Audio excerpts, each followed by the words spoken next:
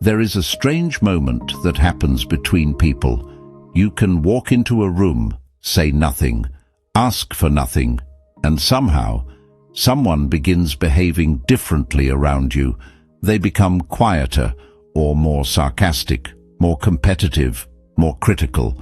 Sometimes they seem to need to prove something, and you may spend months, even years, wondering what you did. What did I say? What did I do to them? Why did their attitude change?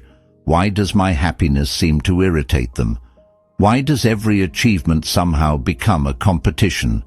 And perhaps the most confusing part is that you may not even realize that they feel inferior to you, because insecurity rarely announces itself.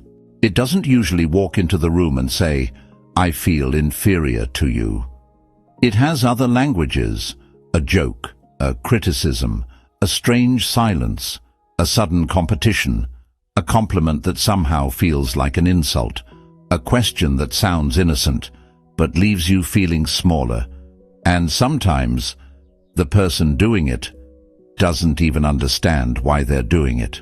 Carl Jung spent much of his work exploring the hidden parts of human psychology, the parts we prefer not to see, the impulses that don't fit the person we believe ourselves to be, the fears we disguise as certainty, the wounds we disguise as pride, and perhaps most importantly, the parts of ourselves that become visible when someone else possesses something we secretly long for. Because sometimes another person's confidence doesn't make us angry because they are arrogant. Their happiness doesn't disturb us because they are undeserving. Their success doesn't offend us because they did something wrong. Sometimes they simply remind us of a version of ourselves we haven't become. And that is what makes insecurity so difficult to recognize. It isn't always hostility. Sometimes it looks like indifference. Sometimes it looks like advice. Sometimes it looks like concern. Sometimes it even looks like friendship, until you begin noticing a pattern. They celebrate your successes, but only briefly. They listen to your good news and immediately tell you about someone who has done more. You share something you're proud of, and somehow you're defending yourself 5 minutes later. You tell them about an opportunity, and suddenly they have 10 reasons why it probably won't work. You change, you grow, you become more confident, and strangely, the relationship becomes colder. If you've experienced this, I want you to consider something you may never have considered before. Perhaps the problem wasn't that you became different. Perhaps your growth simply made a difference visible. That had always been there. And once you understand that difference, certain relationships you've struggled to understand may suddenly make much more sense. Because insecure people don't always try to destroy what they admire. Sometimes they try to make it smaller, just enough, so they don't have to feel small themselves. Most insecurity begins quietly, not with hatred, not with cruelty, with comparison. Human beings compare themselves constantly. Who is ahead? Who is behind? Who is admired? Who is respected? Who is attractive? Who is successful? Who seems happy? Who seems to have figured life out? Most of these comparisons happen unconsciously. We don't wake up in the morning and announce, "Today I will measure my worth against everyone around me." We simply do it. A friend's new house, a sibling's marriage, a co-worker's promotion, someone else's confidence, someone else's body, someone else's children, someone else's freedom, someone else's ability to walk into a room and not apologize for existing.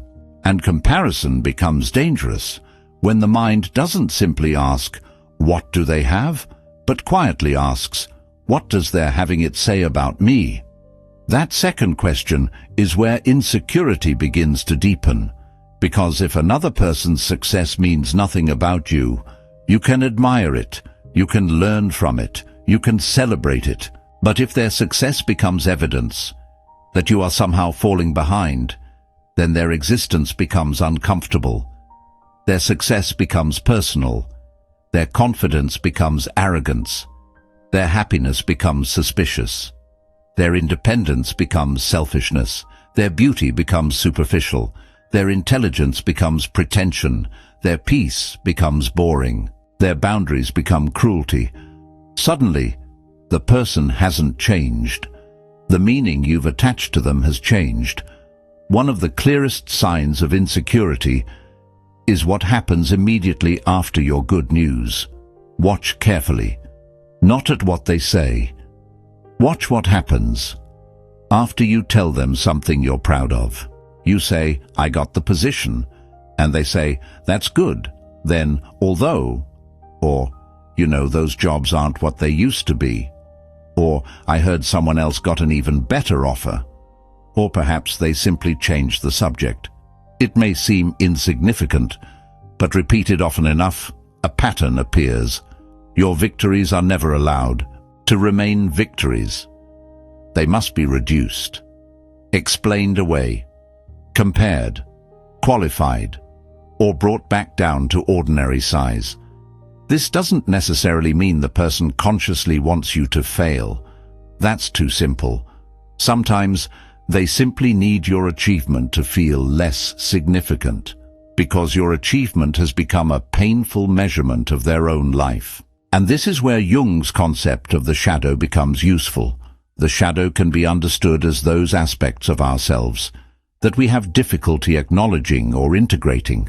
Not simply evil, not simply bad, but parts of ourselves that don't fit the identity we prefer. The ambitious person who tells themselves they don't care about success. The lonely person who insists they prefer isolation. The person who wants recognition, but tells everyone else that recognition is meaningless. The person who secretly longs to change, but mocks people who have changed. Sometimes, what we reject within ourselves becomes strangely irritating when we see it fully alive in another person. Then there is the compliment, the strange compliment, the one that sounds positive, until you listen carefully.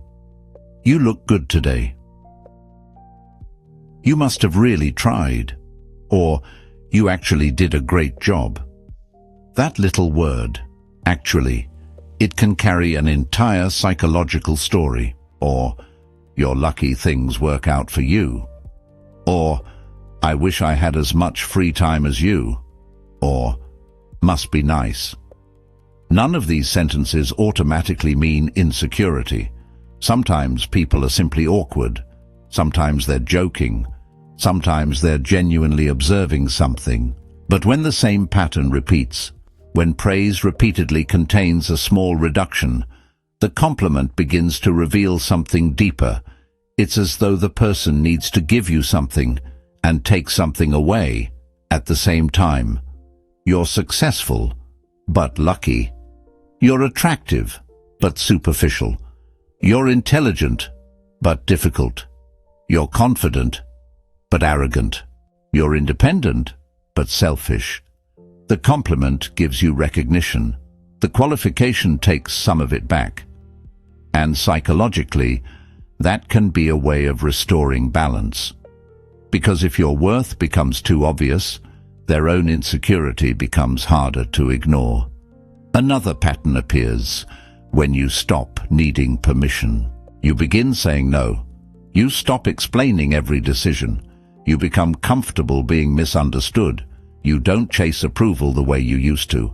And suddenly, someone who was comfortable with you before starts calling you different. You've changed. Sometimes that is true. You have changed. But change isn't automatically betrayal. Sometimes you've simply stopped performing the version of yourself that made other people comfortable. The insecure person may experience this as rejection, not because you rejected them, but because you stopped participating in the comparison system that once gave both of you a familiar position. Perhaps they were always the confident one, until you became confident. Perhaps they were always the successful sibling, until you succeeded. Perhaps they were always the person everyone depended on, until you learned to stand on your own. Perhaps they were always the one giving advice, until you stopped asking for it. And this is why growth can disturb certain relationships. Not because growth is wrong, but because growth changes the psychological arrangement between people.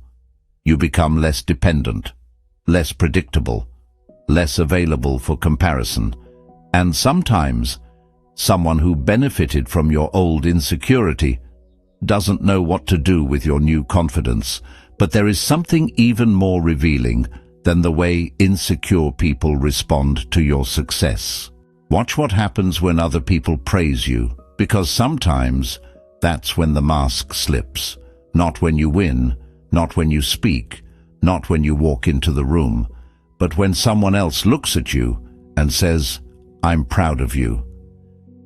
There is a particular kind of silence that tells you more than words ever could. It happens when someone else praises you, and the person beside you suddenly becomes quiet. You may not notice it at first. Everyone is smiling. Someone congratulates you. Perhaps they tell you that you've worked hard, that you've become more confident, that you've done something they admire. And for a moment, the room feels warm, until you look across the table and notice one person isn't smiling anymore. They haven't said anything wrong. They haven't insulted you. They haven't even moved. But something has changed. Sometimes insecurity reveals itself, not through what someone says about you, but through what they cannot comfortably watch other people say about you. Another sign appears when admiration quietly becomes competition. You mention something you've accomplished, and suddenly they have a story of their own. You bought a house. They tell you about the larger one their friend owns. You got promoted. They tell you about someone who became a director. You learned something new. They explain why they already knew it. You tell them you're happy, and somehow you're listening to a story about why their life is even better. Again, one moment means nothing. People share stories. People get excited. People sometimes compete playfully. But when every conversation becomes a measurement, something deeper may be happening, because insecurity doesn't always want to destroy your success. Sometimes it simply cannot tolerate being underneath it. But perhaps one of the most painful behaviors is what happens when someone keeps your old mistakes alive. You have changed. You have learned. You've apologized. You've rebuilt. You've moved forward. Yet somehow, they keep returning to the person you used to be. You accomplish something today, and they remind everyone about something you did 10 years ago. You become healthier, and they remember the period when you weren't. You become financially stable, and they bring up the years when you struggled. You become confident, and they remind you of when you were insecure. Why? Because an old version of you may be psychologically safer for someone who feels inferior to the person you've become. Your past gives them a position. Your present may threaten it. And then there is a contradiction, one of the strangest forms insecurity can take. They criticize something about you, and then quietly begin doing the same thing. They mock the way you dress, then start dressing similarly. They criticize your discipline, then adopt your routine. They tell everyone that your interests are strange, then suddenly become interested in the same things. They say your confidence is arrogance, and later begin speaking with the same certainty. This can be confusing, because imitation and admiration are not the same thing. Sometimes people simply learn from people they respect. That's completely normal. But when imitation is accompanied by persistent criticism, it can reveal an uncomfortable psychological contradiction. I don't want to admit that I admire this, because admitting it would mean admitting that something in you affects me. There is a sentence almost everyone hears eventually. You've changed. Sometimes it's true. Of course you've changed. You are supposed to. You've lived more. lost more, learned more, survived things you once thought would break you, but sometimes you've changed isn't really an observation, it's a complaint. What the person may actually be saying is, "You're no longer behaving in a way that makes me comfortable. You no longer laugh at the same things. You no longer accept the same treatment. You no longer need their approval. You no longer explain every decision. And perhaps most importantly, you no longer see yourself through their eyes." This becomes especially complicated when you begin setting boundaries. You say no, you stop lending money, you stop answering every call immediately, you stop tolerating disrespect, you stop rescuing people from consequences, and someone says, "You've become selfish." Maybe you have, but perhaps not in the way they mean. There is a difference between selfishness and self-respect. When someone has become accustomed to receiving your energy without question, your boundaries can feel like punishment. Not because you are punishing them, but because access has changed. And for someone whose sense of worth depends on having an advantage over you, your independence can feel deeply unsettling. You cannot easily be compared with someone who no longer needs to compete, and sometimes the pattern becomes so familiar that you begin doubting yourself.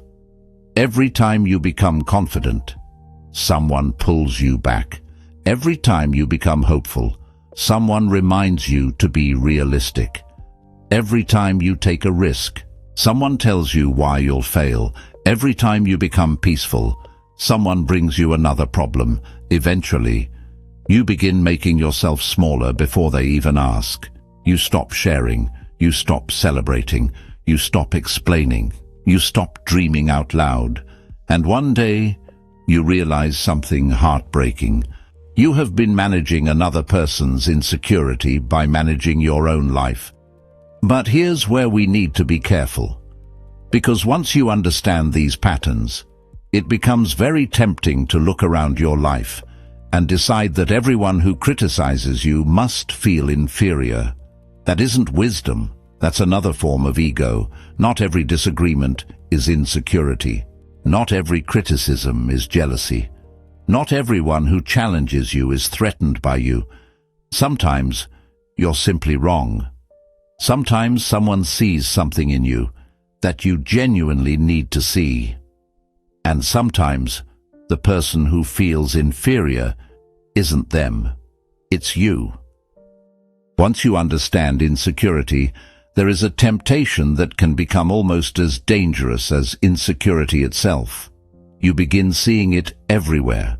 Someone disagrees with you, they're insecure. Someone criticizes you, they're jealous. Someone doesn't admire you, they must feel threatened. And suddenly, every uncomfortable interaction becomes proof that you are more evolved than everyone around you. But Carl Jung would have warned us about this, because the moment we become certain that the shadow belongs only to other people, we may have simply moved our own shadow somewhere we don't have to look at it. Psychology becomes dangerous when it gives the ego a vocabulary for feeling superior. Jung's idea of projection helps us understand this. Projection happens when something inside us becomes easier to see when we encounter it in someone else. The person who secretly feels inadequate may become unusually sensitive to arrogance. The person who desperately wants recognition may accuse everyone else of seeking attention. The person who constantly compares themselves may become obsessed with how competitive everyone else is, and the person who cannot tolerate their own vulnerability may interpret another person's openness as weakness. This doesn't mean every judgment is projection. Human beings are capable of observing reality accurately, but projection becomes interesting when the emotional reaction is much larger than the situation seems to justify. Something about that person touches something already living inside us. This brings us to one of Jung's most powerful ideas, the shadow. The shadow isn't simply the evil part of you. It is much more complicated than that. It contains qualities, impulses, desires, fears, and possibilities that the conscious personality has difficulty accepting. Imagine someone who has spent their entire life trying to appear selfless. They never ask for anything. They always sacrifice. They tell themselves they don't need recognition. And then they meet someone who asks directly for what they want. Someone who says, "I deserve this. I want this. No, that's not acceptable to me." And suddenly, that person becomes irritating. Why?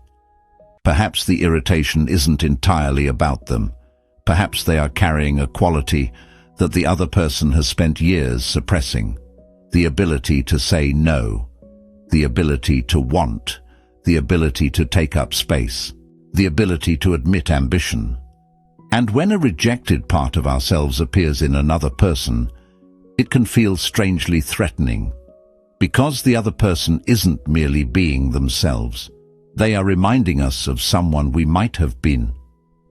Jung also spoke about the persona, the social face we present to the world, the successful one, the strong one, the intelligent one, the generous one, the person who always knows what they're doing.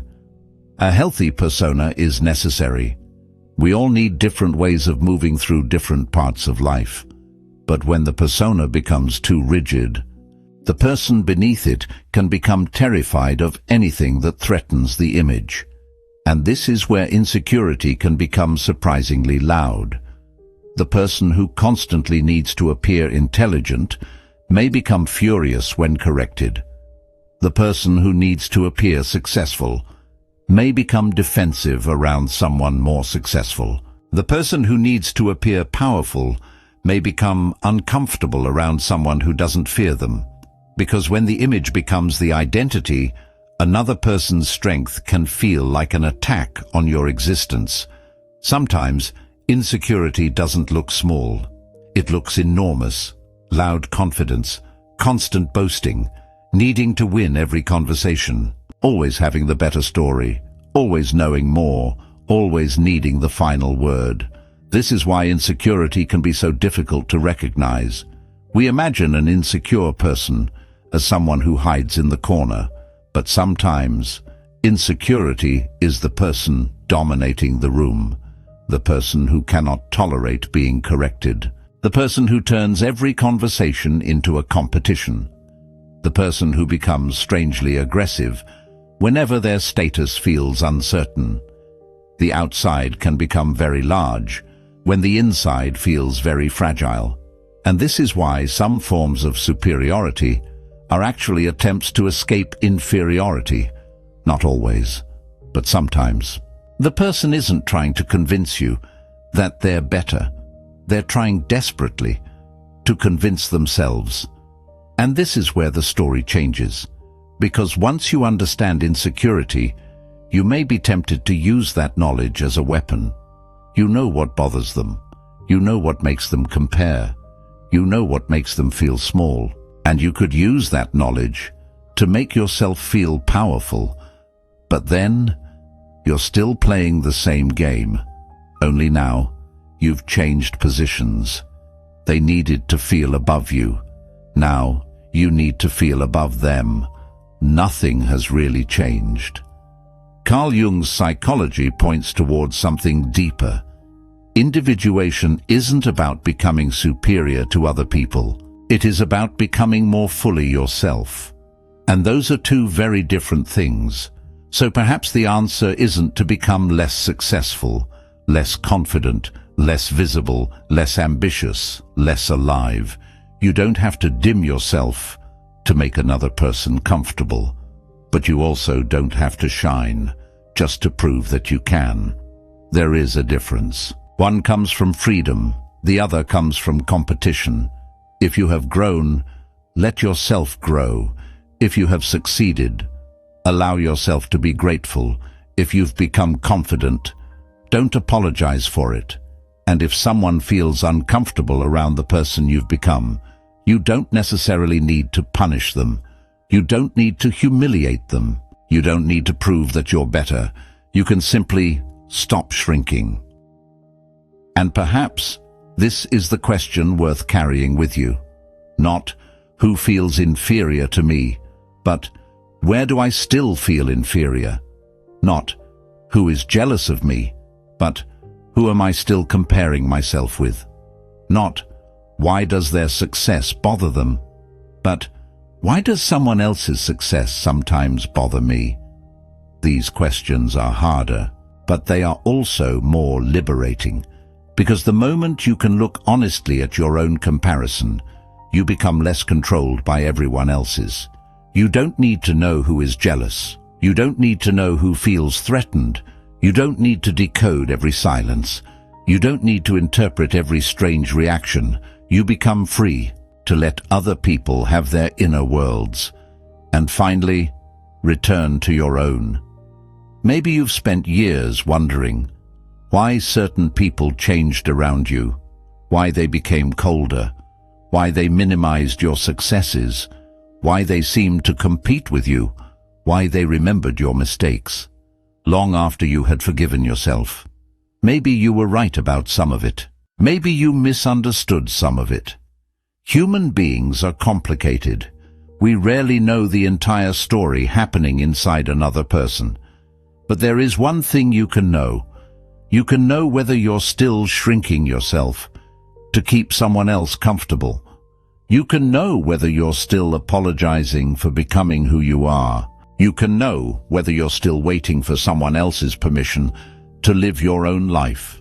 And perhaps that is where the real lesson begins, because your goal was never supposed to be becoming someone nobody could feel inferior to.